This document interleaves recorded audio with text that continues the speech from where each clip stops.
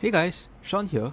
Today I want to be walking you through the slightly more advanced way of reducing the number of scammers and bad actors that are going to be coming through your flows. But do take note that this is going to be a slightly more advanced tutorial, and the current system, if it works for you right now, then please stick with it. So firstly, I would have to explain how the blacklist works, and then I'll dive in. So if you actually head into your wallet, into your blacklist, you're given the option to pick if the order has been refunded, the product is returned, and the order is cancelled.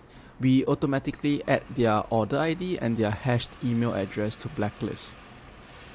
So whilst this is a great way to stop bad actors coming in, because as you can see here, we have the blacklist checks, there will be some bad actors that still manage to slip past it. So the flow that we're going to be building today is going to add all of your rebate customers immediately onto the blacklist, go through a conditional logic check after 7 days to see if their order status is cancelled. If they are, leave them on the blacklist, otherwise remove them. So this helps if you have people that are coming through the rebate multiple times, because you'll be effectively blocking the people coming through immediately.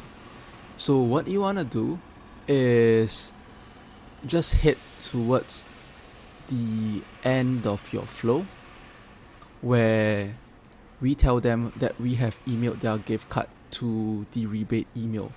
Then we are going to go into Sandbox and use this add blacklist entry. So I already have it here. This is how it's going to look like. It's going to be a request type post. This is going to be the request URL. For key, type in authorization. Value would be your live API key. Body, you want to include whatever you want to add to the blacklist. Of course, email is going to be the most basic option, but you can pick if you want to add order ID, ref ID, and ref ID 2, or phone number. So let's say I want to add ref ID. I just have to copy and then put a comma and paste it. So make sure you replace this string with whatever you want to use it as a ref ID. So if I want to use address line 1, make sure you add it like so. And then just hit on save. So I'm just going to be copying this over here.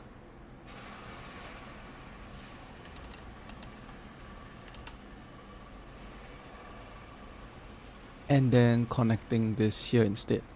So to recap, it's going to be post, request URL would be this, authorization live API key body, response mapping you can leave blank, response as well.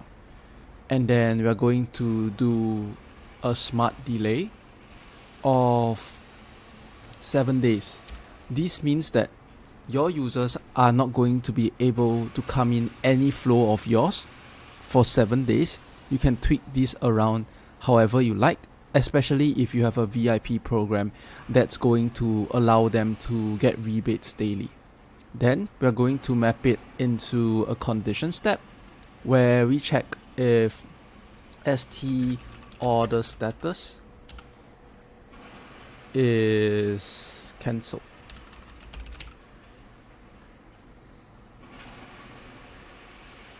Like what we check over here. And yeah, it looks like I spelled cancelled wrongly.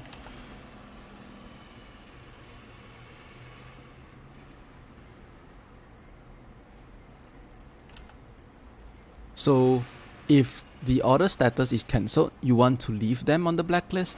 But if it's not, you actually want to remove them.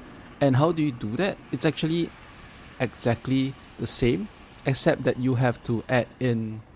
So you can just copy and paste the add blacklist step, except in body, you have to add in this. open inverted commas underscore method close inverted commas colon open inverted commas delete and close colon, and that will effectively delete them off the blacklist. And yeah, so that's just a way to really tighten up your flows. This is not going to be for everyone, but do feel free to use it if you feel it's going to be beneficial for you.